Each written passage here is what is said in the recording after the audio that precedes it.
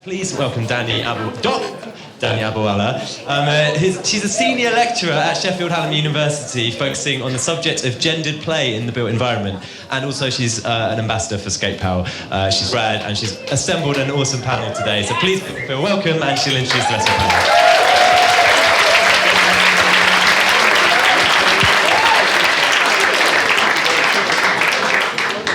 Thank you very much. That's really kind. Welcome to our panel. Not just some homogenised bullshit.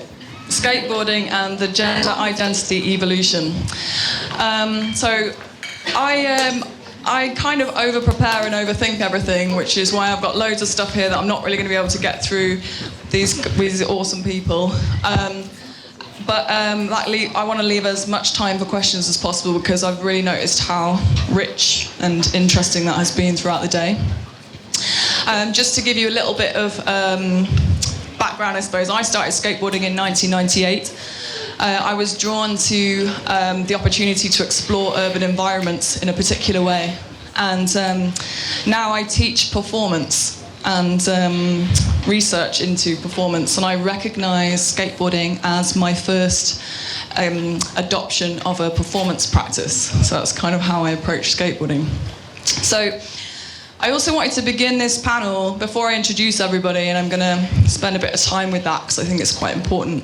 I wanted to just consider something which has come up a little bit tangentially in everyone's discussions about the concept of academic knowledge, how it's produced, what it means, where it comes from. And this is a panel, after all, that's made up of people who do not usually present their ideas in an academic conference setting, and that goes for a lot of people who've been talking today.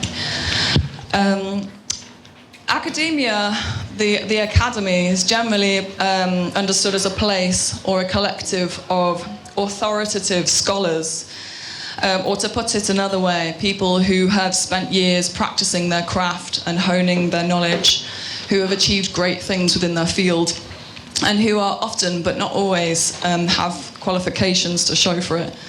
But qualifications are often produced through geographic, economic, social, racial, and gendered privilege, as much as they are produced through capability. That's something important to note. But knowledge is the thing that we recognise in these kinds of institutions.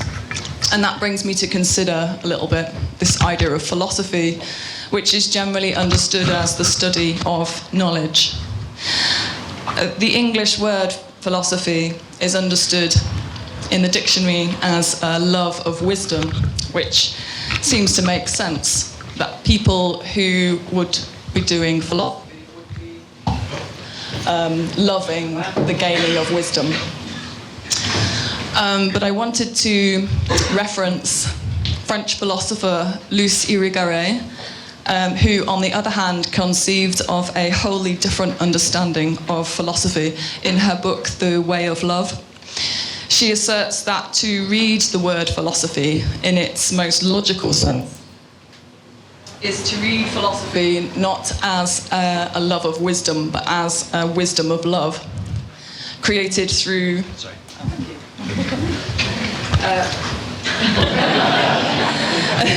I love the mic thing, it's great. Created through dialogue between people, through intersubjectivity. And I would like to borrow Irigaray's philosophy of love to suggest that knowledge can be something that is born out of the things that we love. Those intense connections to people or activities that lead to forms of trustworthy, authentic, and valid, if not verifiable, forms of knowledge. And so this panel is both of those things.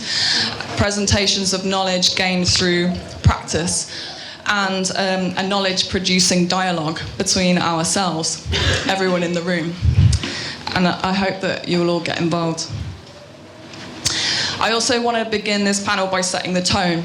So within the realm of sport and physical activity more broadly, gender has traditionally been articulated through the limited binary positions of masculinity and femininity, and rigidly applied through what are generally biological markers of sex difference.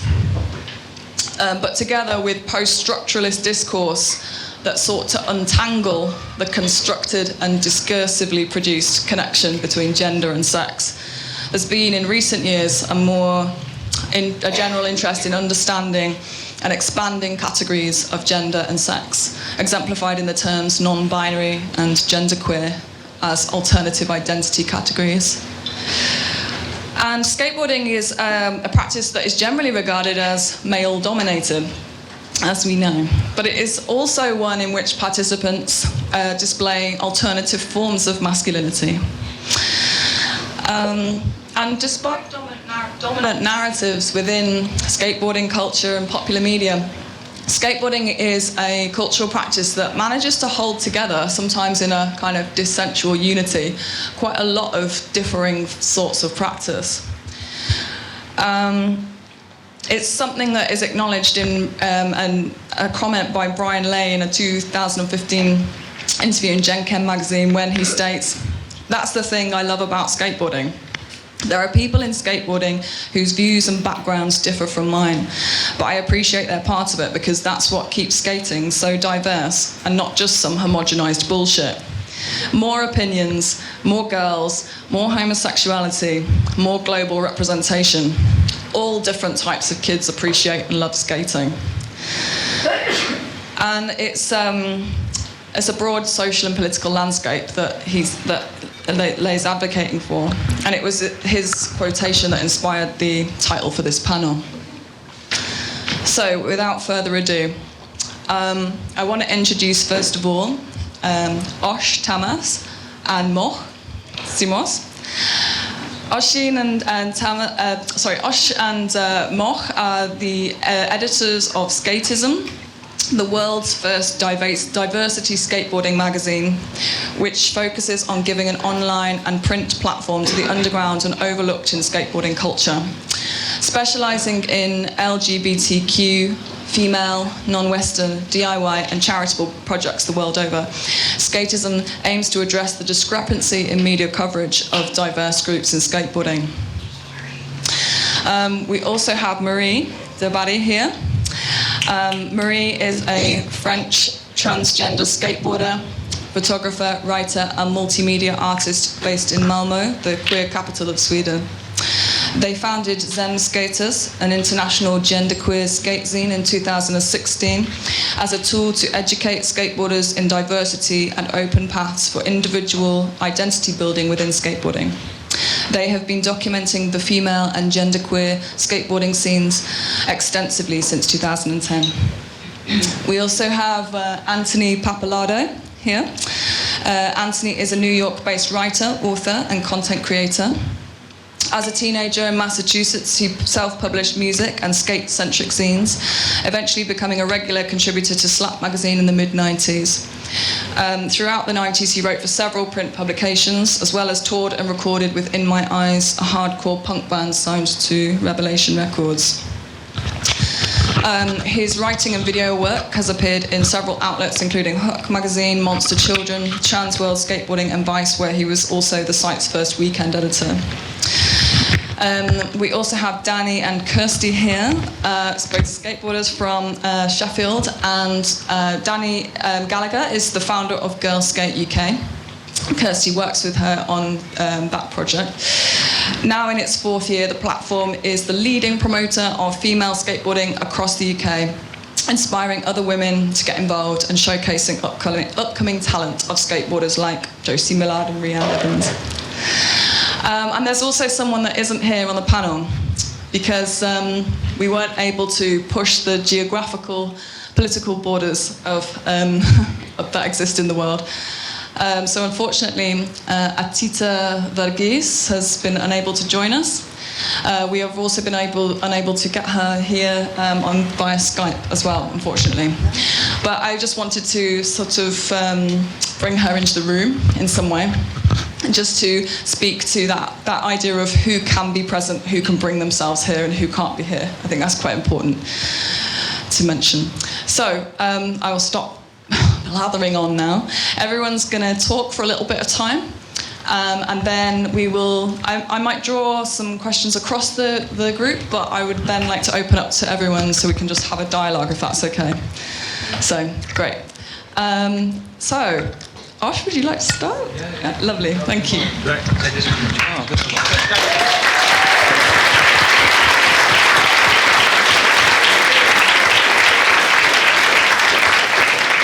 First off, this is unbelievable. When Long Live South Bank Skatebound and Reverb, like when I first heard about this, I was like, why didn't I have that idea? Because that was exactly what Skateism was always supposed to be. It was collecting together so many interesting perspectives on skateboarding and putting it in one place, and it's just so awesome that everyone's come out and done this. So yeah, thanks so much. It's an honour to be involved.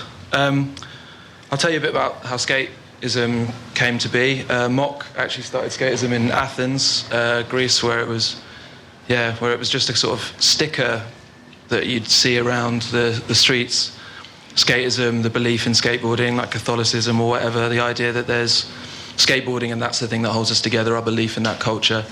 And that was in 2012. And in 2014, I went out to Athens on an Erasmus period, and getting there on my own with a skateboard, obviously the first thing you do with that passport is you Google Athens skateboarding, and luckily Moch was a dab hand at SEO, so Skateism, now a little blog. I've landed on their contact page and sent an email, and the next day he bundled me into the back of one of his friend's car and was driving me around the back streets of Athens, showing me all the dodgy DIY concrete spots and stuff, and essentially just introducing me to one of the kindest and most remarkable skateboarding scenes in the world. If people haven't heard of Athens or been to Athens to skate, it's like Barcelona, but that had gone through all of the earthquakes and stuff that San Francisco has. It's like amazing. Anyway, so in 2014 when I was there, Moch eventually asked me if I'd start writing for Skateism because his English wasn't at the point where he'd feel comfortable writing articles. So I thought, yeah, of course, that would be rad, but it took me a long time to work out what sort of writing I'd want to do in skateboarding. I'd been a skater since I was, a really little boy, and it was kind of, I'd never been massively enchanted by skate media, which is, a weird thing to say, but it'd mostly been, just sitting around playing with pieces of wood and ramps and stuff and just building things and everything that was going on kind of above. I just kind of didn't really know much about. So I didn't want to come in and appropriate and pretend to have some sort of knowledge of it. So I thought, well, what's the one thing we both really like? And it was DIY. It was watching like the women's scene grow, queer culture. It was non-Western scenes that you discover when you were traveling, and all of that. And it's that kind of that incredible force for creativity and innovation that made skateboarding so exciting for us. And so we began writing articles for the online magazine. And yeah, when I left Athens, went back to the UK to do my master's, Moch and I had to basically continue the thing over FaceTime. And in the last 4 years, there's not been a day that we haven't FaceTimed each other to try and keep this thing alive. So around a year ago, when I finished my master's, Moch had more responsibility for the other magazine he is the art director for in Athens. And we kind of weren't getting a huge amount of return on what we were putting in, which was a sad thing, but obviously, that wasn't necessarily why we were doing it. But it did come to the point where we were arguing a lot and we were saying, what are we going to do with this thing? And Moch sort of turned to me and he said, look, why don't we just invest in one print publication? We'd never done a print before. Moch had with his other magazine, but we'd never done anything for Skateism. And I said, no, hell no, I'm not doing that. And he said, well, come on, in 2 months, January Bright in Berlin's coming up, let's do it for that. I'm like, in 2 months, you want to do a full publication with just the two of us? And then he persuaded me, and that's what this is. And thankfully, we had people like Sam Maguire, whose photo is heading up this talk, Lacey Baker, and people from Athens and England who were supporting it enough that basically meant that it was possible. And without them and what they saw and what it could potentially be, we wouldn't be sitting here and this magazine wouldn't exist.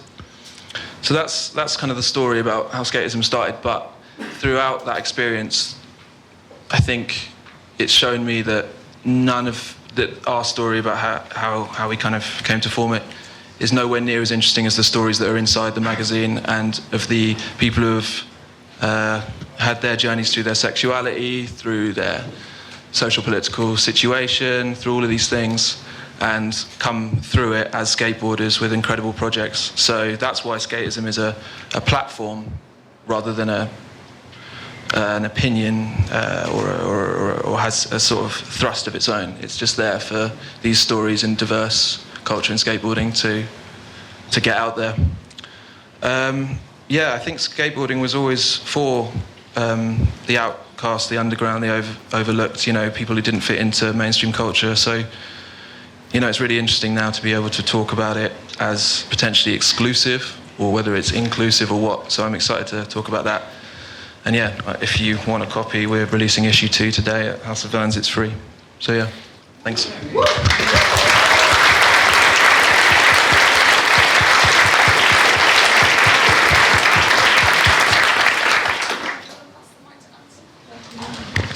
Cool, thank you. Gonna have to excuse me, I'm a little shaky. I didn't get any of these academic beers I see going around. Okay, I'm gonna try to keep this, I'm good for now, I'm gonna try to keep this terse. I wanna hear from you guys more than you probably wanna hear from me. But real quick, obviously a big thanks to everyone. I'm gonna speak to the larger idea of what we're doing here. But I think we need to take a moment to think outside of skateboarding for 1 second. We get a little too in our heads. We identify with this thing so much, it becomes our lifestyle, and there's other lifestyles out there. So I want to just dedicate, my input to this, to anyone who had to overcome any adversity. That's from the color of their skin to gender, sexuality, whatever, across the board. That's all really important, and this is all about overcoming things. So, and I also want to dedicate it to my sister, who recently came out, at her age, it was really difficult for her. So I think all this stuff's really important. That being said, let's shift the tide. So I started skateboarding in the 1980s, towards the end of the 80s, and I thought, this was the raddest thing. It was like, there's something so attractive to it. Everyone has their connection point. Maybe it was like watching Back to the Future or Thrashin', whatever. It's really silly, but you connect to it. You get your board. You go outside your house and wherever you live, your city, your suburban town. For me, it was a suburban town. And some weird ass, like all over print shorts. And it's way too cold out to wear them, but you're so proud. And you got this neon board and you go to a curb. By myself, so happy first day, right? Put the thing together, worst grip tape job, don't know what I'm doing. And then I just hear Guns N' Roses banging behind me, right? Welcome to the jungle. You know where you are, Anthony? Rednecks roll up. And they just start, they start running their mouths. We don't need to repeat what they said, but immediately, like this thing I thought was the coolest thing in the world, they were making fun of me for it. And even more so, using homophobic language. And it's like, that was par for the course back then. That was kind of how that was, and I don't think it's much different now. Like, we haven't grown as a culture because there's not an awareness. So our job here is this awareness, so this is this amazing thing we have here. And just to speak briefly, I think I'm here because I'm annoying. Like, I really like taking on annoying things. My girlfriend will attest to this. I read something and I'm like, that sucks, that's bullshit, thrash is corny, like I'm annoying, like I'm a skateboarder. I have an opinion on everything, from how your hand is angled to how your shoes laced up. Skateboarding's this funny culture where we say it's male dominated by, white heterosexual men, but we're white heterosexual men analyzing white heterosexual men. This is what we do. We emulate them, Like, how many Dylan Readers are in the mix? You've seen them, like, it's not ironic we all wear the same pants and little hat. Like, it's fucking it's skateboarding, right? So, in thinking about all this, I'm down to take it on, and Jenkum's given me a pretty cool voice. I think digital has opened up, it's the great equalizer. Digital is the great equalizer that we all have. And so we're here looking for solutions. We're here looking for how to bring about change. And number one, change starts with exposure. I think even myself growing up in suburban New Hampshire, kind of outside Boston, I was a little sheltered. I go to school in Boston, and Boston's not the most diverse place ever, but I do happen to meet, you know, the first pro skater really from Boston, African-American Jamal Williams. And then also I meet the first skateboarder I ever knew who was openly gay, and that was, you know, I was like 18 years old. And he worked at the shop. It was sick, you know, he took care of everyone. So even there, you know, just my world grew a little bit, and like I think we all are these little spheres of influence, right? So we start at our core, and then we push out. We have more influence than we really understand. Well, if we don't like this industry, if we don't think it represents us, if we don't think ideas are getting out there, like look at this. You know, this is so much more powerful to me than a full-page ad in Thrasher, and that's twice I dumped on Thrasher, but that's cool. You know, I just think it's like these ideas of exchange and exposure, and those are the kind of things that are going to move the needle. So as we're here looking, not so much to dismantle these things, but we talk about this thing, the industry. What is the industry, right? Is it 5 guys?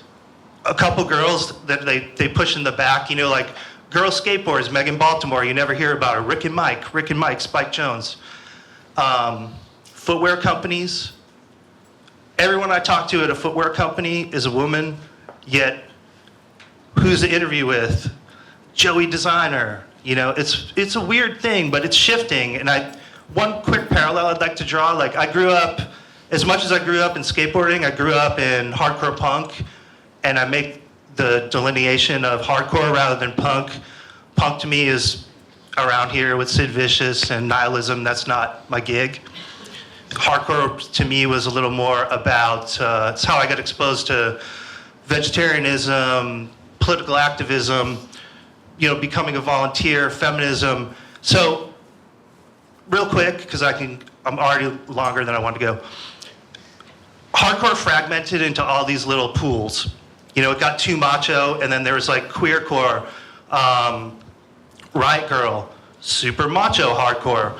You know, it just popular punk. You know, it fragmented off, and now, sort of like 20 years later, there's this larger thing that's more aware. The average kids I come in contact with, they're donating album sales to women's shelters, or you know, that ignorance is kind of gone. All right, so skateboarding's like shifted back a little further, and what it needs to learn, it forgets that it is DIY because there's more money in it. So there's not much money in punk. I don't care what anyone says. There's a lot of money in skateboard. You know, to be a skateboarder, that's an investment. To be a punk, you just have to have a body and a phone, right? You listen to shit, like it's free. Skateboarding, you need a skateboard. You need all this shit. So I think there's going to be a big shift. I've already seen a big shift in 5 years. We're going to see it in 10, 15. But it needs to understand that this mythical industry run by some bros in California isn't the world. You know, it doesn't even make sense. Like, all it takes is organization and respect for each other and understanding that if that person in the room runs a board brand and you have a wheel company and you have a magazine, then you form a distribution, and now you have a strong nucleus. If all you have available is a skate park, then you throw specific days where you get together, and then you cross-pollinate and you grow this thing, and just never let the power be taken away from you by people who just want your money. And I hate to break it down to like real simple brass tacks capitalism, but that's what it is, you know. And like the power is here, because when they come knocking for your money, it's going to be too late, you know. Because don't forget, only in the early 90s there was a rush to get street pros. We got to get a street pro. We got to get a black dude. Like, hip-hop's cool, now we need a black dude. And it's so corny and condescending. So there's so much more power in this room, and there's so much more power in this gathering, that a lot of these issues get solved by just ignoring this other thing that is antiquated. So, I don't know, I'm here to help you. If you want to talk about this antiquated thing, I'll write about it, and that's tight, and thank you.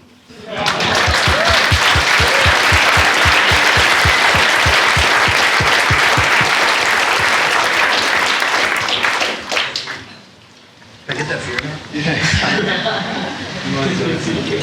Hi, my name is Marie. My pronouns are they, them, and their. I'm a transgender person, a photographer, a skateboarder, and a zine maker.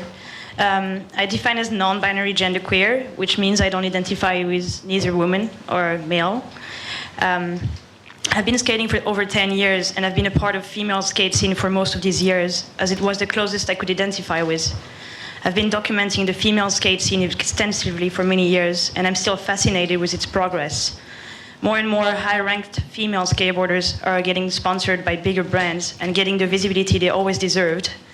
This wouldn't have happened without female key players like Hoopla, Rock Skateboards, Mio Skateboards, working really hard to support the female skate scene professionally when no one else was.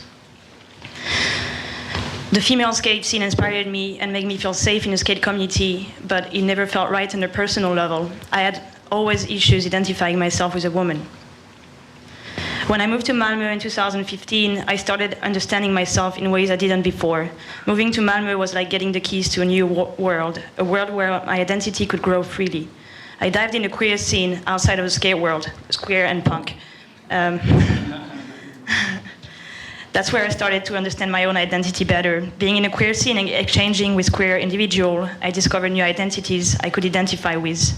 I never really felt like the gender person at all. And I call myself androgynous and identify with the gay community as only resource, but it never really felt right. I had no idea many more words existed to express my identity. Getting to know these words helped legitimize my identity and my overall existence in the world as a non-gender individual. But at first, I kept this identity out of the picture when skateboarding. I didn't think skateboarding was ready for it. I felt anger towards the skate scene many times and often wondered if I should quit. Do I want to be a part of this macho culture? Do I want to use my resources, my time, for something that's so hard to change? Skateboarding, like society, has always been a binary practice, dividing male and female. And the idea of explaining my identity at every session felt like a struggle that would take the fun out of it. But when I met two other genderqueer skateboarders, Emil and Leo is somewhere in the room, I realized I wasn't the only gender non-conforming person in the skate scene. It pushed me to use my voice, my visibility, and my reach in the skateboard community to educate people about queer topics, and it gave me the necessary hope and energy to start working towards making skateboarding a safe and queer inclusive space. I founded Zemskater, a genderqueer skate zine 2 years ago to support photos of Emil and Leo. I was exhibiting in London during the Unicorn Skate Jam. Thank you, Dani, for inviting me. I wanted people to understand why I was exhibiting these photos. They were my first step towards giving visibility to genderqueer people in the skate scene. Zemskaters came out of the desire to make skateboarding more inclusive, but it was also a personal need for my own sustainability in the skate world. I also wanted to publish the kind of information I would have needed earlier in my life to better cope with my own identity. And I thought, why not create my own queer skate community? If we were 3 in Sweden, there might be more in the world. So I wrote a call for submission and shared it with all girl skate medias and network I could think of. I was first hesitant to the success of the zine. At the time, I did some research about queer and trans skater and could only find Hillary Thompson's interview in Jankem Mag and a podcast about Jamie Peralta, a genderqueer skateboarder from New York. But I soon started to receive more and more interest, submissions, and messages from queer people in the skate community worldwide. 3 issues filled with queer material only later, I realized how my zine was needed and became a tool to create and support a counterculture to skateboarding, the queer skate community. I think there is a huge gap between the representation of skateboarding by male-dominated medias and women and queer-led medias. Women and queer-led medias are giving a new face to skateboarding, one that is closer to its audience and less fed by the rock star syndrome in the male-dominated hierarchies. One of my goals with Zemskaters is to feature identities and to give a voice to people with different narratives in order to create more diverse role models and encourage more individual identity building within skateboarding. I've lost interest in main medias for skateboarding a long time ago, as I felt like they did not represent my way of skateboarding and the people I skated with. Just look at Trasher's website front page and try to count how many non-cis male people are represented, or pick up any widely distributed magazine and do the same thing. I think that to survive in this world, you need to surround yourself with people and things that matter to you and that make you feel safe. And to survive in the skate world, I felt like I needed to protect myself from the mainstream views of skateboarding. The overall representation of skateboarding didn't and still doesn't make me feel safe. Women in skateboarding, as in society, have been and are still objectified. Naked women on printed skateboard, transgenders imageries used as jokes, the monster girls delivering trophies at competitions, women asked to pose in videos, king of the road challenges pushing skaters to harass women in the streets. These are just examples of how bad it is. Skateboarding widely is not respecting women and trans people. When gender non-conforming people or women are pushed to the front of male-dominated medias, the comment section is revolting.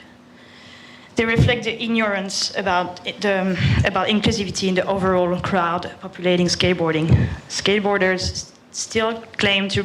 Sorry, take a break.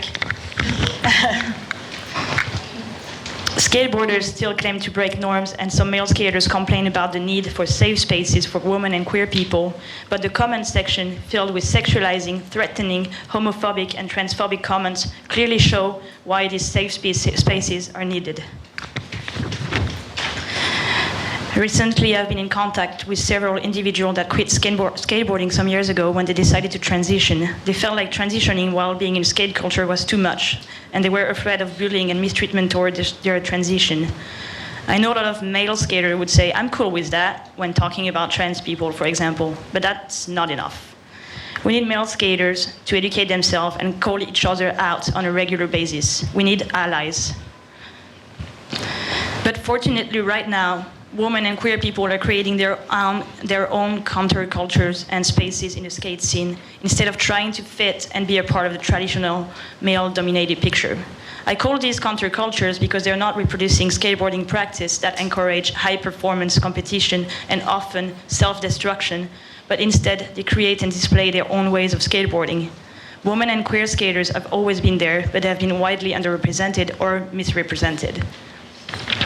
With the rise of social medias, more and more people can communicate and connect faster.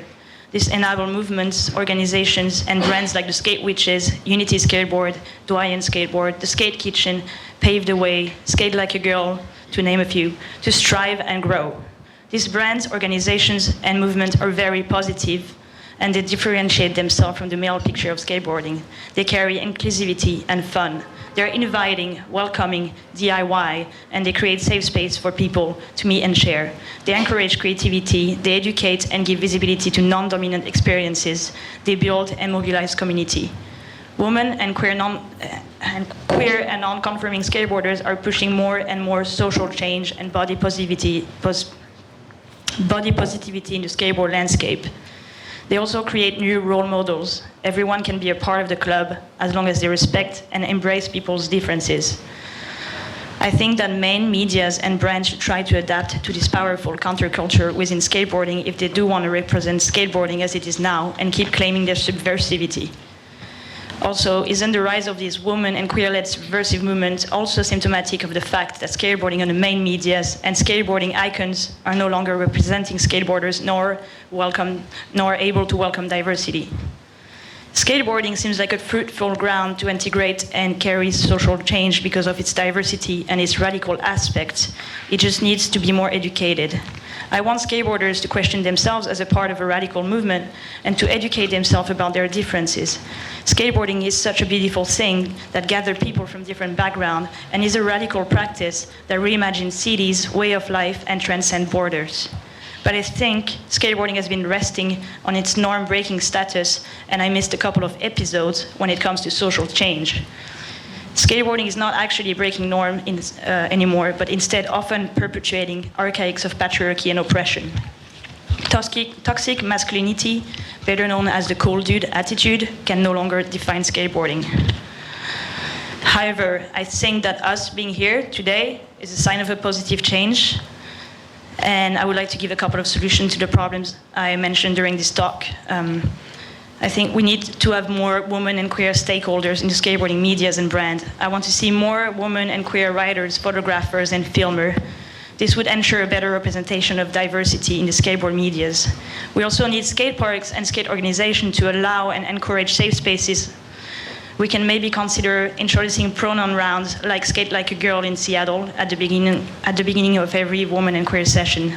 We also need more men to bring up awareness and use their visibility to educate and call each other out. Lastly, I want to take the opportunity to have the microphone today to deliver a message to all girls session organizer. First, I want to thank you for your work and for creating safe spaces for people to learn how to skate and to meet. It's important and needed.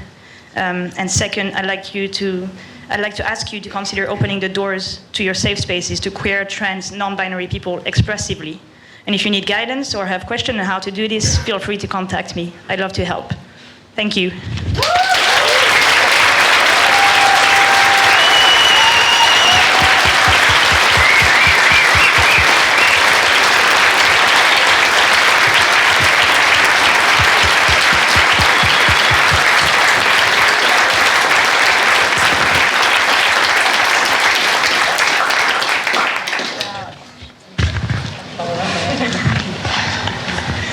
Hello. I haven't quite prepared anything as organised or professional as Marie. I've got some notes and some scrap bits of green paper. But I'd just like to take a few minutes to introduce myself and my organisation. My name's Dani and I'm the founder of Girls Skate UK. For those of you that don't know... Can you not hear? Sorry. Those of you that don't know, Girls Skate UK is a supportive and community-based platform dedicated to getting more girls on skateboards. We run skate nights and events and bigger annual skate jams. Just dedicated to getting more girls on board. I started in 2014, just really as an aim to kind of promote girls skateboarding, show awareness of what we do and provide information on skate jams and events across the country. After setting up, I was inundated with messages from girls all over the country, just super stoked that we was giving them a place to connect and feel a part of. And I quickly realised that participation in skateboarding was way bigger than we had ever realised. And that having this tool as kind of like a collectively way of seeing how everyone can kind of, just what we do was really, really important. I kind of think that the only girls' skate event that was going on at the time was the Girls Skate Jam by Jenna Selby. It was so rad to meet up with everybody. Everyone had a great time and they made such a effort to be there every year, and we just wanted more of that. We wanted more spaces for girls to connect and to skateboard together. So I met sorry. So I met Kirsty in March, and we decided to host more girls' nights across the country. So the first one that we did was in Manchester. With the help of Project Skate Park and all of the local girls that were there. We promoted the event for them and just got loads of girls over, and it was just a massive turnout, wasn't it? It was really good, yeah, really good success. So we just decided to help them out every month over the summer to put on some more events for the girls. We made edits every month to kind of show the girls how they were progressing and how they were getting on, and I think that really helped everyone to keep the hype up.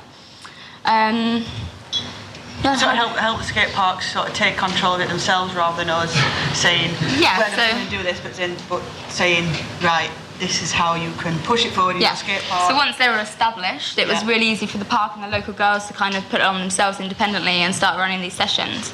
That was an example of one of the most successful nights that we've put on. But we've done this over the past 4 years at skate parks up and down the country. And it's really clear that these sessions are building a sense of community amongst the girls. They're building confidence. It's just a great way of everyone getting together. But sometimes I can feel like sometimes this confidence can be localised. Maybe this confidence in some of the girls isn't exhibited outside of these safe spaces. And I'm interested in what we can do to integrate these girls into traditional skate culture. Just how we can integrate everyone to skate together. Do you have anything to add? Yeah, you've got those. I think obviously the ones that we've sort of started running up and down UK have been really, really successful. But I think there comes a time when we need to, like Dani just said, get those people out of their comfort zones and to try and sort of normalise it so that they can integrate with all the men as well, and not just think, oh, I need to wait till girls' skate night before I can skate. And I think it's trying to get that just trying to get them into the parks with the boys, if you know what I mean, so that everybody can sort of enjoy it together. There's not that divide, and hopefully get them more confident to just go out and be able to skate whenever they want, rather than have to wait till the last Friday of the month just to get a good skating, which is, That's not to say these girl sessions aren't needed. Like, we're fully back, aware that they are needed, but I also think there needs to be some stepping stones for these girls to integrate themselves into skate culture as a whole, and not just in these only girls only nights. Yeah. Get everybody together. I'm really interested to hear other people's opinions on how they think that we can integrate these girls into the skate culture.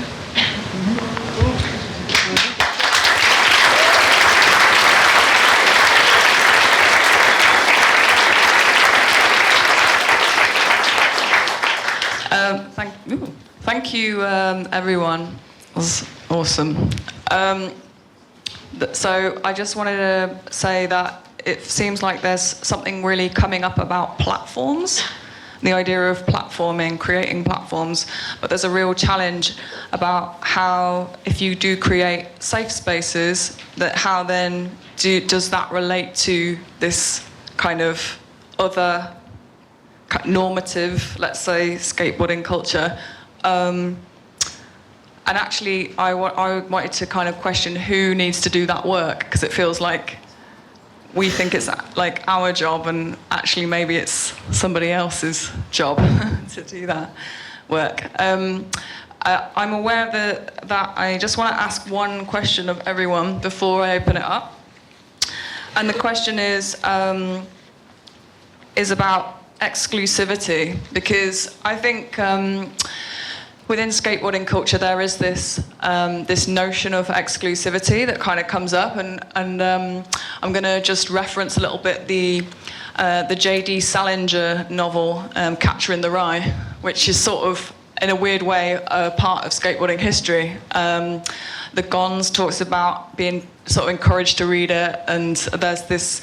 I was encouraged to read it. I knew lots of people that read it. There was this idea that called Holden Caulfield? I can never remember the guy's name. Yeah, the main character from the book sort of represented in some way skaters, and he was this sort of outsider, bit of an idiot, really, like quite privileged in lots of ways. And I'm just wondering how we deal with this notion of exclusivity in skateboarding, and whether that is just like rubs up the wrong way against the inclusivity that we're asking for. I don't know if anyone wants to address that. Or maybe it's for all of us. Yeah. Thanks. Firstly, thanks everyone. This is literally one of the best days of my life. It's amazing. And my wedding. Sorry. No, I suppose, I mean, I tried asking a question earlier, but there were obviously many other great questions. But it sort of relates to that. And the word I was thinking was not exclusivity, but legitimacy. But actually, it's around the same, and it's come up in every single talk so far.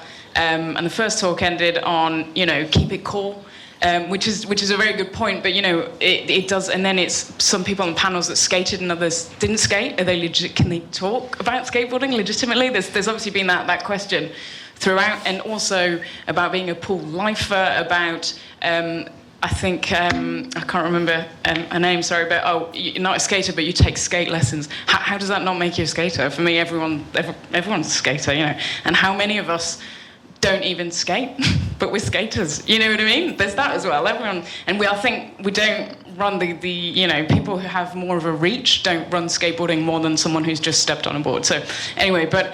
And that question, I think, is interesting around that as well, because I think I don't know, this is a question, how do we keep the balance between this legitimacy and keeping it core and being alternative and being ourselves? And we've talked also about being sort of, this counterculture and against the cops or whatever, that kind of stuff. How do we keep that, yet make it inclusive? Because I think the fact that we worry so much about who's legit means that if you're a woman, or if you're transgender, or if you're a beginner, or if you're old, or if you're young, you feel like you can't take part. And so to finish, because I could go on, but one of the things that hasn't come up much, but Ian mentioned it, but is the Olympics, for example.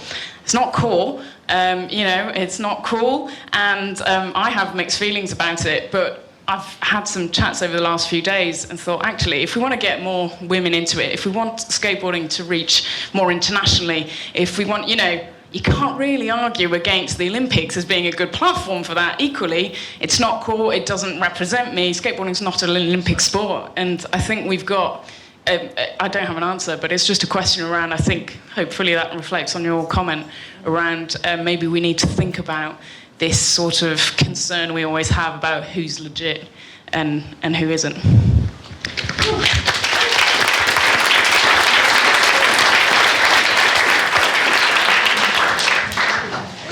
I think that, like, if you get down to the bare bolts of it, so to speak, of skateboarding, when you first start skateboarding, it's very inclusive insofar as it's an individual practice within a community. You know, like, it's not like a team sport where you have to be a certain level in order to play with other people.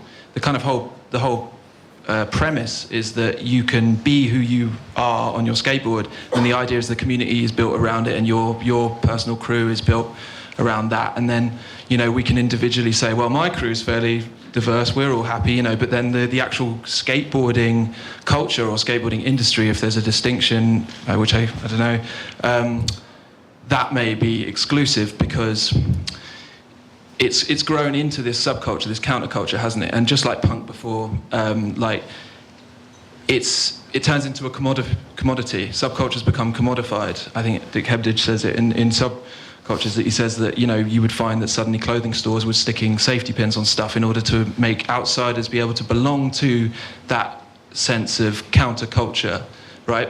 And I think that then means that the core of that counterculture becomes protective, becomes exclusive, becomes worried about what's happening to that and where it was sort of birthed.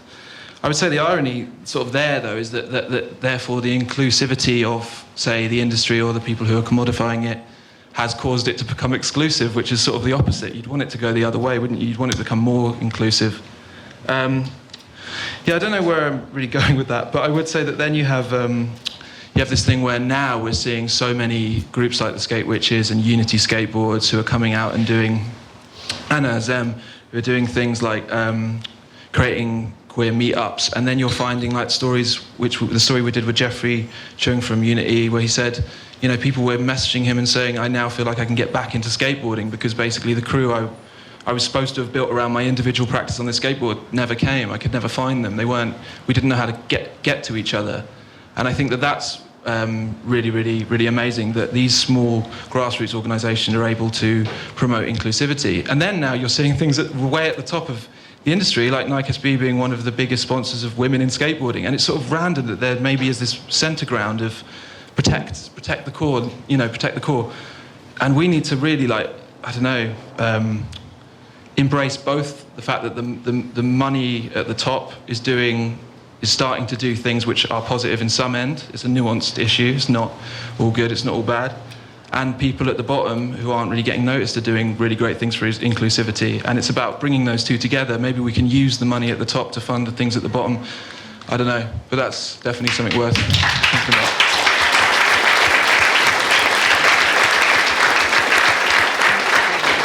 You good? Anyone? You want to go? Sure, man. Oh, sorry, no. Oh, no. Is it on? Hello? So I just want to, I don't know if I'm asking a question or just commenting or whatever, but so my name's Harriet and I run a thing called Brash Skate and Create, which is about, oh, thank you. It's about skateboarding and art for well-being, and just when some of you were talking earlier about providing a space that is safe and inclusive, because I started doing skate dates and they were ladies' skate dates. So I had one ladies' skate date like a couple of years ago in the winter, and a few women turned up and I was like, this is rad. But then children, you know, because it was aimed at like women maybe my age or a bit younger or a bit older who wanted to do skateboarding but you know, felt a bit scared about it and like, oh, I'm too old, or it's a man's thing, blah, blah, blah. However, then there was kids that came and I'm like, well, that were boys. And they were like, who maybe be scootering or whatever. And they were like, oh, wow, this is really cool. And they saw all these women skating, like beginners. So they were like, oh, well, if a grown woman is a beginner, then maybe I can do this. So I was like, well, I can't, it's not Lady Skate Day anymore, it's just Skate Day. But the point I'm getting to is, so I opened it up, and you've got children of all genders and women, and then I've got men who come who are like in their 20s or 30s who maybe used to skate and have got a little bit nervous and stopped skating for whatever reason. And then they were just like, well, how do I get back into this? Because all the men that are my age have not stopped skating and they're all amazing. So it was kind of like a safe space for them as well, to kind of feel like they can skate and they don't have to be cool or whatever. And adding to that, because, you know, I wanted everyone to come and skate, not just women, but because I am a female skate coach, and even though I've got guys coming as well, it means that there's loads of women and girls, and we're all kind of skating together, and there's this really positive thing happening, and I'm just getting so super excited, so I just really wanted to like put my hand up and tell you all this.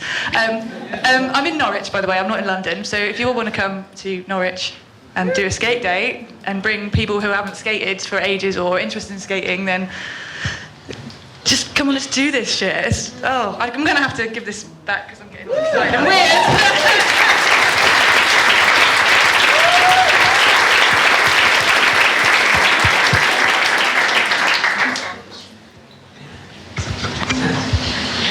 I have a question for Dani and Kirsty. I was wondering, is there a difference between skateboarding in London and outside of London, generally, and also for girls inside London and outside London? I think, obviously, because London's a big city, there's way more girls who skateboard in London, so it's always going to be a little bit different. But for example, Manchester, they have a thriving skate scene. You regularly have like 40 to 70 girls turn up to your events, don't you, every week? Yeah, which is amazing. So I don't think there's too much of a difference in between the two cultures. I'd say that there's definitely more things going on in London for girls to attend and do. But what do you think? Do you think there's... I just agree, basically. Obviously, It's a capital city. You're obviously going to have a more concentration of girls that do skate. Like, I'm from the north. There's not many girl skaters from the north. See you there, Lois.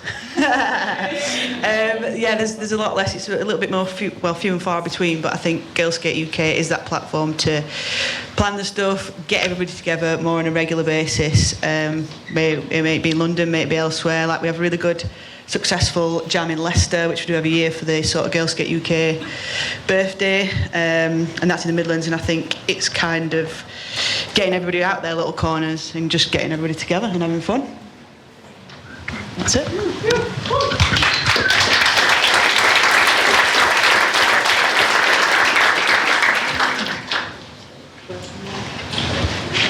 Would you be so kind as to pass that back to the... Hello. First of all, thank you for taking the time to speak. This is really impactful. And I guess my question is, at the end of this, it feels like there's a kind of call to action as we all go back into our industries and publications and building facilities. And what's your advice for allies moving forward as we re-engage in the message boards and do what we do? What's our take home? What can we do to make safer spaces? So I think that first it would be to take the step to educate yourselves about what it means to be a female skateboarder and what it means to be a transgender skateboarder. And also, very importantly, at a skate park, I mean, who hasn't witnessed any kind of sexist or transphobic or racist behavior or comments? When you hear that kind of comments, don't just let it be. Like, you have to speak out. That would be like one of the best moves you would do. And if you're not sure on how to answer, then go home and Google it and research. I mean, it's all out there. You know, like all the information is out there. Like, I found information about myself on Google and talking to people. So it's also about talking to people around you, talking about all these issues they have and asking how are they, but really mean it also. And at a skate park, I mean, what happens often is just that men would just go really fast and not really watch for the surroundings. So like, it's kind of tricky because you don't want to also just encourage girls and wait for them to go on. But like, I mean, maybe take a break and leave some space, or also, yeah, acknowledge their presence. Also, of course, just by saying hi, courtesy. Yeah, I think that's what I wanted to say. I think Marie's got a really good point with just saying hello to a girl in a skate park. You wouldn't believe the difference that it makes to make you feel included and a part of the session, of course, yeah.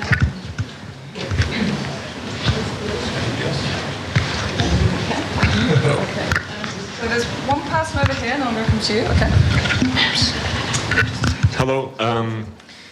Yeah, I'm not sure what I think there's probably quite a lot of knowledge in the room as to what the reasons are for giving girls a separate access to the skate park in order to sort of have their own space. But maybe not all the guys understand the experiences of being a woman trying to skate in a male-dominated space, and they might believe that the arguments are right, but they might not quite understand the emotional experience of it. So could you perhaps tell us of your experiences of trying to skate in male-dominated spaces?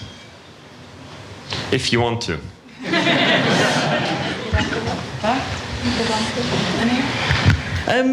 I started skating about 2001, and since then, you didn't really have a choice. You either had to skate with the guys or don't skate. And I think I took a bit of a break, a very long break, 10 years. But coming back to it, obviously there's a lot more to do, but it's sort of, I think it helped me in a way get back into it because I was kind of used to it. And I think, I don't know, you need the sessions, you need that sort of thing at first to get the confidence. But yeah, I don't know what I'm trying to say. Like, it was easy back then because you had no choice, but now you do have the choice. But an example of success recently is we were running girls' nights at the house in Sheffield, and the guys got a little bit annoyed because it was through the winter, it was Saturday night, it rained, there was nowhere else to go. And on these nights, they'd be like, no, sorry, you can't come in, it's girls' night. So they got a little bit touchy. But then we did like a bit of a promotion on International Women's Day. We did half-price girls entry, but we kept it as mixed. Like, we didn't say, no, you can't come in because you're a boy. We did half-price entry, and it was probably one of the most... Yeah, a half-price entry for girls, and it was probably the most successful one that we've done there. Probably the most girls there. The boys were absolutely buzzing off it. Like, they were all stoked that everybody were together, everybody was talking, the boys were talking to the girls, and everybody just skated, and I think they just had a really good time. And I think that might be one way to sort of get everybody together and sort of reintroduce people from, having the safe spaces on their own. I think though that I think a lot of women and a lot of girls feel like when they go into skate park, they're really difficult spaces to be in. If you go to Project Skate Park in Manchester on a Thursday evening, the guys who are skating there skate really fast. They're really good. It's hard to get any space to like even make an entry into the park. You are you're very aware of being watched and looked at, and sometimes it's not meant in any kind of bad way, but scrutiny is being under scrutiny in some capacity is a very difficult context within which to learn something. You just want to be invisible. You're like, I look shit, I can't do anything. I just want to feel like I can merge into the background and try my ollies, but you can't because you're just aware of the fact that you look different in that space, and I think that's why people really struggle with it. And then you also got to look at how like some women and girls they might come from cultural backgrounds where they don't necessarily want to be in like close contact with men and boys as well, and so there's certain inclusivity around that as well. But I think just in general terms, I think they're really tricky spaces to navigate unless you're super confident, you're very talented. And women and girls, don't forget, are coming into skateboarding with years and years and years of cultural conditioning about how to behave, about not trusting their bodies, not putting their bodies into kind of difficult situations.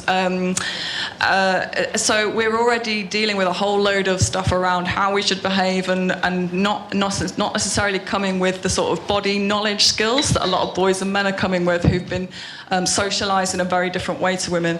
So that's why it's so tricky for women to be in those spaces. But unless you have been a woman there or a girl, it's really hard to understand that, and I recognise that, I think. But yeah, sorry, blah, blah, blah.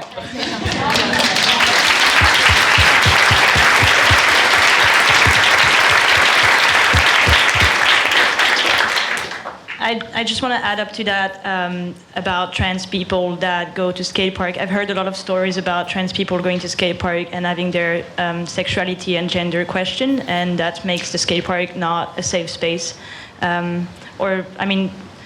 It's basically male people making really weird comments on how people look, and that's, there are trans people, they look differently. You don't have to comment about it and try to guess whether they have what was their assigned sex at birth. I mean, just let them be and let them be free, and don't make that kind of comment. It's it's stupid, and and I think that needs to change also.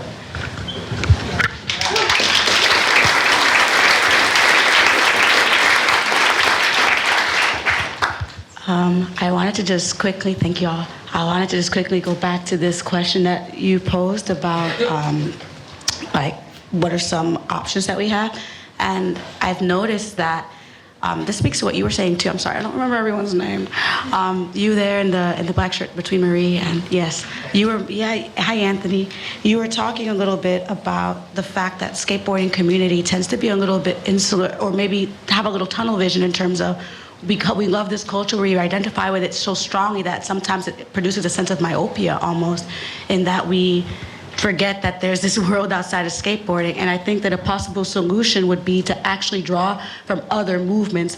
Say there's movements, people are in the sports for good kind of world, whether they're runners, using rock climbing. There's people all over the world who are trying to use sports as a way to push certain, promote certain paradigm shifts, right? But also talk to the clinical psychologists at university who are focusing on child developmental psychology if we want to try to promote a change in the youth. We can look at political coalitions, we can look at peer-to-peer mentorship. I think that if we take a moment to step outside of the knowledge base that we have just within the skate world and start to invert the gaze and remind ourselves that we're all connected to all these different communities as well, and draw inspiration from that and let those things mutually inform one another, I think that can add some more breadth to our conflict resolution strategies. Yeah, so yeah, let's have more conversations.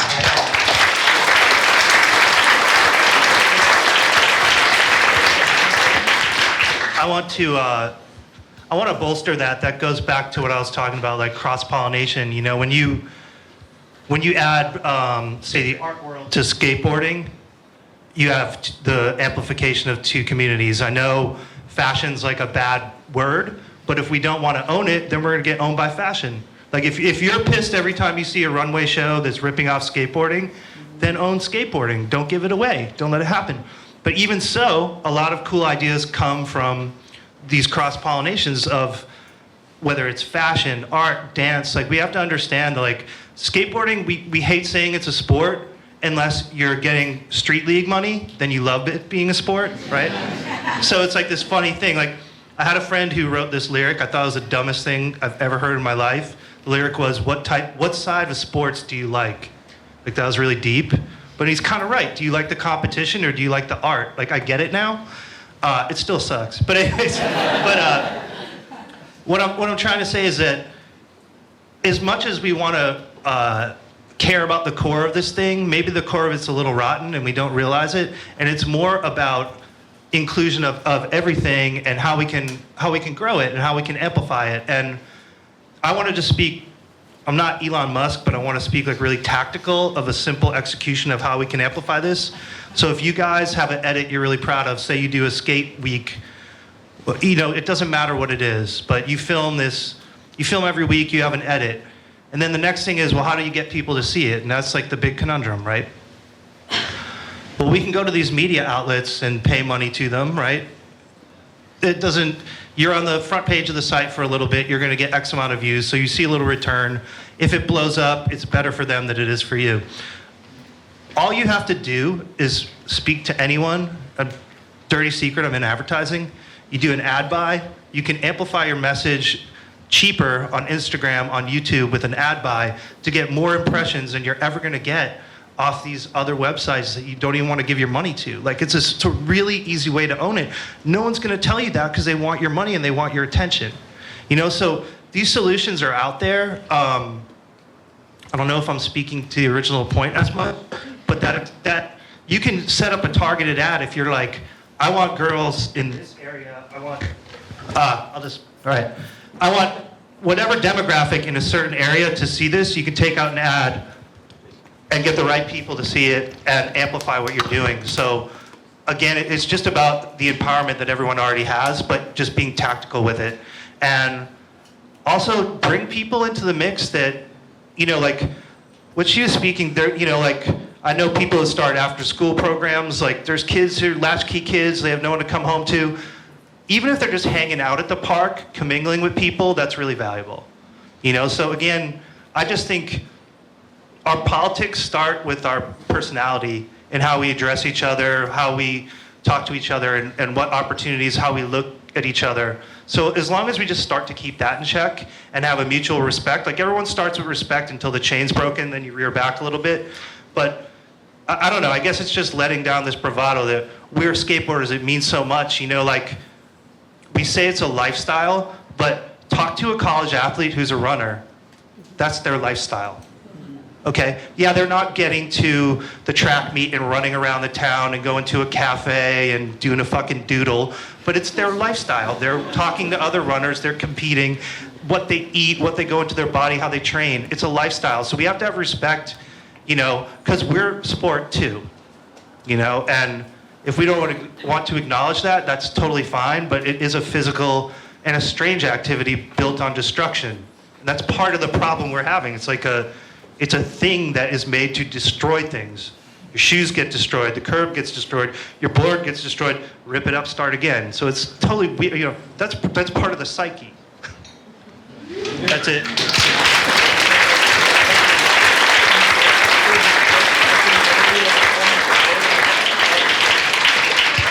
I think we just have time for one question. Do you want to do that? I don't know if it's going to be profound or anything, and so many of the questions were already answered. My name's Carrie. I actually opened an indoor skateboard park, and from the very beginning, our core mission was based off of social justice. The first event we did was with Kristen Ebling, the director of Skate Like a Girl in Seattle, and showing them the skate witches.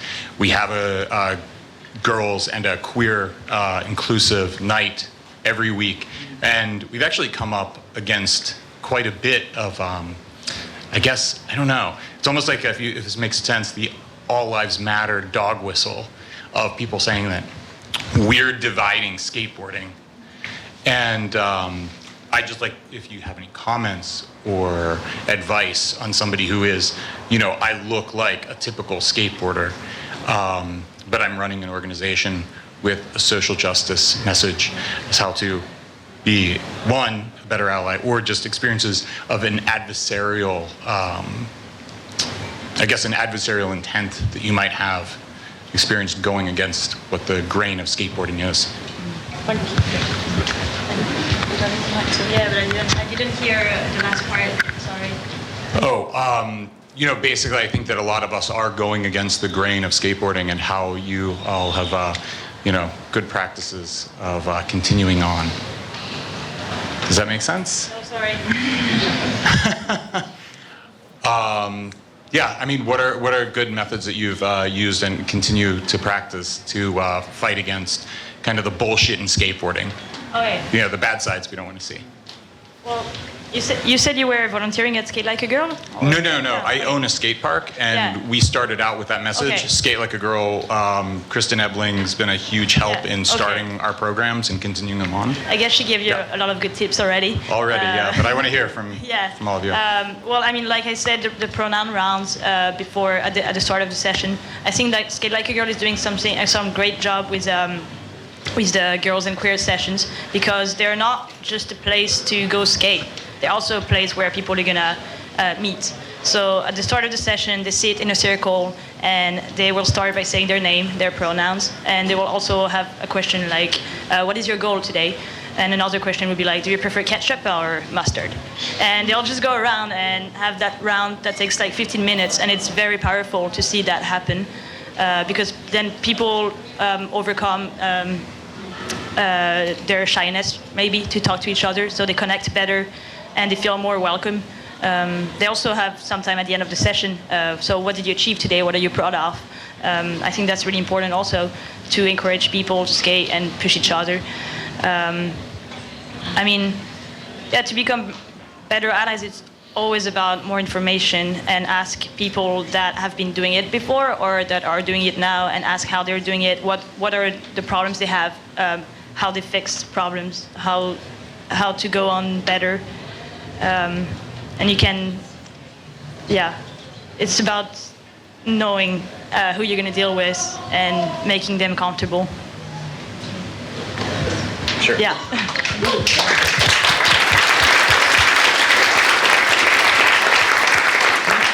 Were you saying you were getting some adversarial reactions to your work? Is that what you were saying as well?